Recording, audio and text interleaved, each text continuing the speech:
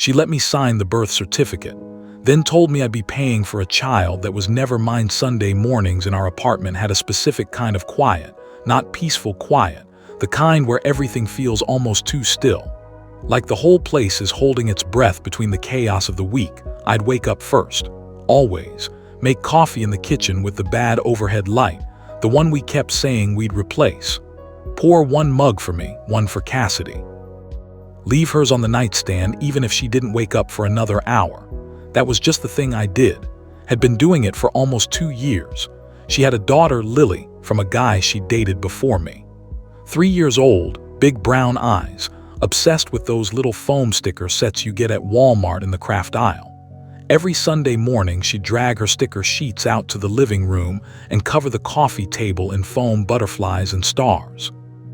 While I sat on the couch with my coffee and watched whatever game highlights were still running, it was domestic. Normal mine. I'm 22 now. When Cassidy and I got together, I was 19, she was 19. I knew about Lily before our second date. Cassidy told me straight up, no games. I have a daughter. This is what it is. Take it or leave it. I took it. The guy who fathered Lily, Derek, was barely in the picture. He'd show up every few months, drop off some generic toy, disappear again. I asked Cassidy more than once to put him on child support. She always found a reason not to. I stopped pushing eventually, figured it wasn't my business to force. By the time Cassidy got pregnant with our baby, I had stopped thinking about Derek entirely. That was my first mistake. The pregnancy was supposed to fix everything. I know how that sounds. But we'd been trying for a while, longer than I expected, and when the test came back positive, I felt this wave of relief I didn't even know I'd been holding back. Like something finally landed the way it was supposed to.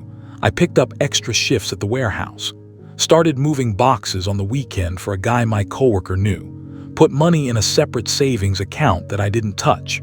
Just watched the number go up every month. Baby stuff, future stuff. But somewhere around month 4 of the pregnancy, something shifted. It was small, barely noticeable. When we argued, and we argued more than usual during the pregnancy, just stress and exhaustion and too many hours in a small apartment, Cassidy would say things like, "Your baby needs you to calm down." Our baby, your baby. The first time I heard it, I almost didn't catch it. Second time, I noticed. Third time, I said something. "Why do you keep saying my baby?" She shrugged, said she didn't know. Said it didn't mean anything. I believed her, but the word stayed with me. You're like she was handing something back to me from a distance.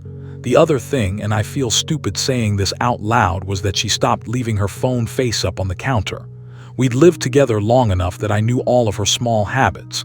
Phone face up, volume on, notifications showing. Then one week, it flipped over every time she set it down. I noticed, said nothing. You convince yourself of things when you want to believe them bad enough. The baby was born on a Thursday in February. I was in the delivery room, held Cassidy's hand through the whole thing. When the nurse put our daughter in my arms for the first time, I started crying before I even realized it was happening. Her name was Nora. She was beautiful.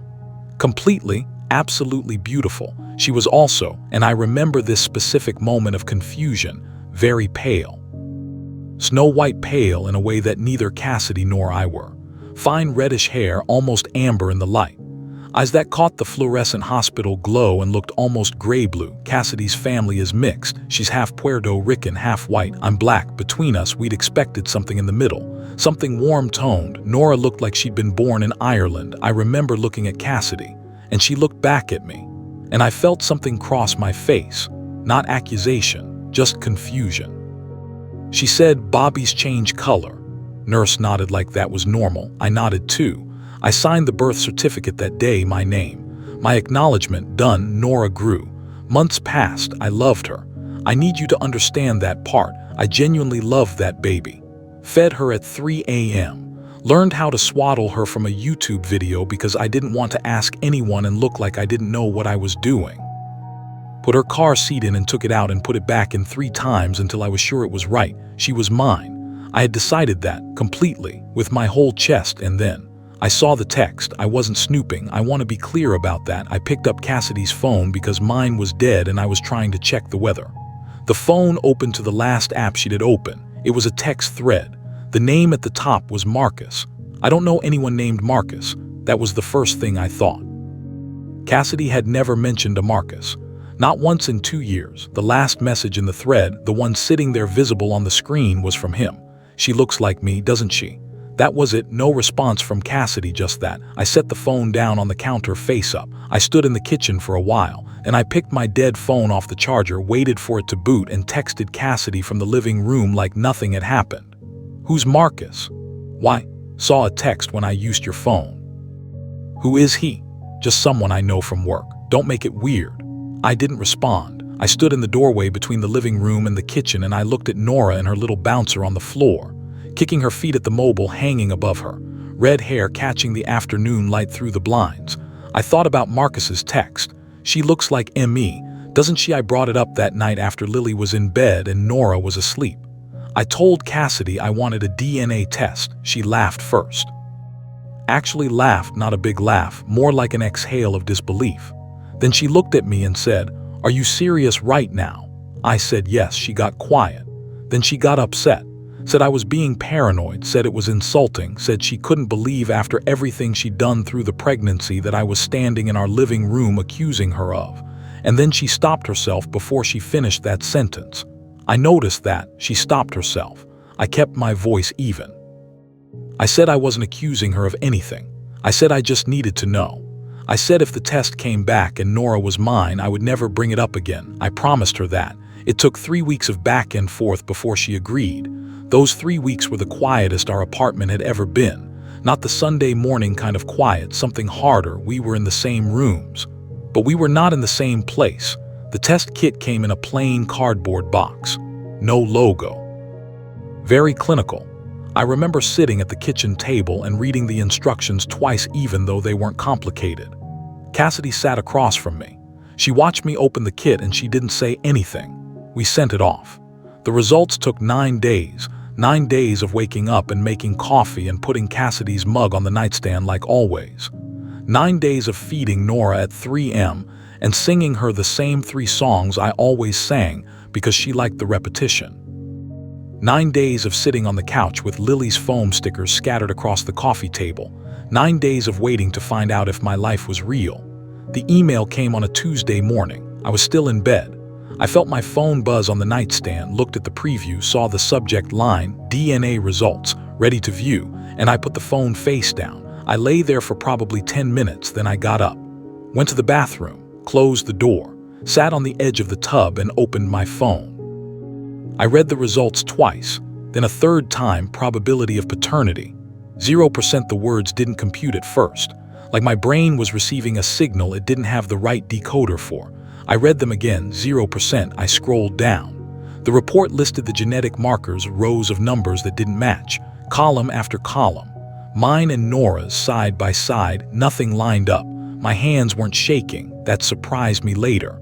I always thought when something like this happened, your hands would shake. Mine were completely still.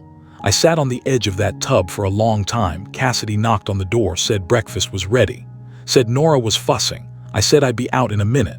I looked at my reflection in the mirror above the sink. My face looked totally normal, like nothing had happened. Like the last 9 days and the 9 months before them and the 2 years before that hadn't just been reorganized into something I didn't recognize. I opened the bathroom door and walked out. Cassidy was at the stove. She turned around when she heard me. She looked at my face, and she knew immediately. I could see it happen the way her expression shifted, something closing off behind her eyes. I said, "Tell me who Marcus is." She didn't answer. "Cassidy, tell me who he is." She set the spatula down on the counter, slow, careful, like she was buying time. "He's Derek's brother," she said. The room got very small. Derek, as in Lily's father, the one who barely showed up, his brother. How long? Was one time. How long ago? She told me. The timing lined up with Nora's conception. I didn't yell. I want to say that because I think people expect you to yell. I didn't. I just stood there in the kitchen with the overhead light still bad, the one we never replaced, buzzing slightly above us. And I thought about every single Sunday morning I'd made 2 cups of coffee, every 3 a.m. feeding, every car seat installation. She left her phone on the counter when she went to get Nora. I saw the text standing in my kitchen. Does he know yet? Just found out. What are you gonna do? Figure it out. Read them. Then I walked to the bedroom, pulled my duffel bag out of the closet, and started putting clothes in it. Cassidy came back to the doorway with Nora on her hip. She watched me pack, and then she said, and I will hear these words for the rest of my life, "You can leave if you want, but you're still on the birth certificate." I drove to my buddy Travis's place, didn't call ahead. Just showed up at his door at 9:45 in the morning with a duffel bag and no explanation. He took one look at me and stepped aside. Didn't ask anything. Just said there was leftover Chipotle in the fridge if I wanted it. I didn't eat for about 20 hours. I slept on Travis's couch. The TV was on when I fell asleep, some home renovation show. The kind where they flip houses in 30 minutes and everyone's smiling at the end. It felt obscene. I watched it anyway. The strange part about a life falling apart is how boring it is in the immediate aftermath. You think it'll be dramatic. Movies make it dramatic. In real life, you mostly just sit somewhere unfamiliar and feel the absence of your routine like a phantom limb. I kept reaching for Nora's routine in my head: 7 a.m. bottle, tummy time at 9, nap at 11, solid food at noon. I knew her schedule better than I knew my own. I didn't know what my schedule was anymore. My mom called on the second day. I answered because I knew she'd drive to find me if I didn't. I told her what happened. She went quiet on the phone in the specific way moms go quiet when they're trying to choose words carefully. And finding none that are right, she said, "Come home." I said I wasn't ready. She said, "Okay. My dad texted me. Call me when you can." That's my dad. That's the whole thing right there. 4 words and a lifetime of not knowing how to say more. The family group chat went completely silent. Normally it's nonstop. Mom sending recipes nobody asked for. My sister posting photos of her dog. Constant noise. I posted nothing. Nobody pushed.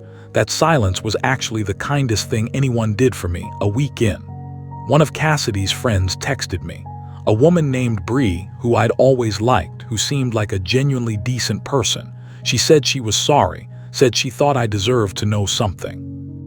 Cassidy was looking into child support enforcement from me for a child who isn't mine, whose father is the brother of another man who barely parents his own kid with Cassidy. I read that text, and I went and sat in my car in Travis's apartment parking lot, engine off, for about 40 minutes.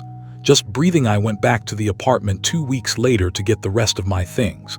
I texted Cassidy ahead of time, said I was coming, said I just needed an hour. Asked if she could have Lily there so it wasn't weird. She said okay. When I walked in, the apartment looked almost exactly the same. The foam stickers were still on the coffee table. Lily yelled my name and ran at my legs, and I picked her up and held her for a second longer than I meant to. She didn't know anything was different to her. I was just the guy who always watched Sunday morning highlights with her and helped her sort the butterfly stickers from the star stickers. Cassidy was standing in the kitchen. She looked tired. I don't know what I looked like. I hadn't been sleeping well. We didn't say anything for a minute. I started collecting things from the bedroom: my charger, the extra pair of sneakers, the jacket I'd been missing all winter. She stood in the doorway. Finally, she said, "I didn't plan for it to happen this way." I kept packing. "I didn't know how to tell you." Said, "You had 9 months during the pregnancy. You had 9 months. She didn't answer that. I said, and my voice didn't break, which surprised me, "Did you ever actually think she was mine?" Long pause. "I hope she was." I zipped the bag, stood up, turned around. I said, "Okay," just that word. The only word I had. Nora was in the bouncer in the living room. I stopped next to her on my way out. Looked at her for a minute. She looked back at me with those gray-blue eyes, her dad's eyes apparently. Though I've never met him, don't know his face, only know his name. I did not know what to do with the thing I felt standing there looking at her. I still don't. I said bye to Lily. She asked when I was coming back. I told her I didn't know. She went back to her stickers. I walked out of the apartment. Cassidy didn't follow me to the door. I found a lawyer through a friend of Travis's. First consultation was free, 30 minutes on a Thursday afternoon at a building downtown with bad parking and a lobby that smelled like carpet cleaner. The lawyer explained the situation clearly and without any softness at all, which I actually appreciated. In Kentucky, he confirmed the specific laws based on what I told him. Signing the birth certificate created a legal presumption of paternity. Challenging it was possible, but not simple. The DNA test helped. The timeline helped. How much it would cost, how long it would take, whether Cassidy would fight it. All variables I couldn't control. He said I had a real case. He also said, these things take time and they are hard. I drove home from that meeting, sat in the parking lot of the Walgreens down the street from Travis's building and called my mom, told her what the lawyer said. She listened the whole way through. When I was done, she said, what do you want to do? And I said the only honest thing, I don't know yet. What I do know is this. I loved Nora, present tense. I don't know how to stop that just because a number on a paper said 0%. I don't know how to look at 7 months of 3 a.m. feedings and Sunday mornings and car seat installations and make it mean nothing. That's not how feelings work. I've learned that much. But I also know that Cassidy stood in a delivery room and watched me sign my name to something she knew might not be true, and she said nothing. And then she let months pass. And she said nothing. And now her lawyer is saying my name in the same sentence as child support payments. For a child who shares 0 of my DNA, I made a decision last week. I'm not going to tell you what it is yet, not because I'm being dramatic about it, but because I genuinely don't know what happens next. I don't know if what I decided will hold up. I don't know if I'll change my mind. I don't know if I'll get a text tomorrow that resets everything. I still go to Travis's couch every night. The home renovation shows are still on. I still know Nora's schedule by heart. Even though I'm not there for any of it, I don't know what that means yet either. If you've been through something like this, or if you just have a thought about what you do, I'm genuinely asking, drop it below, because I'm still figuring it out. And I don't have anyone in my actual life who knows what this feels like.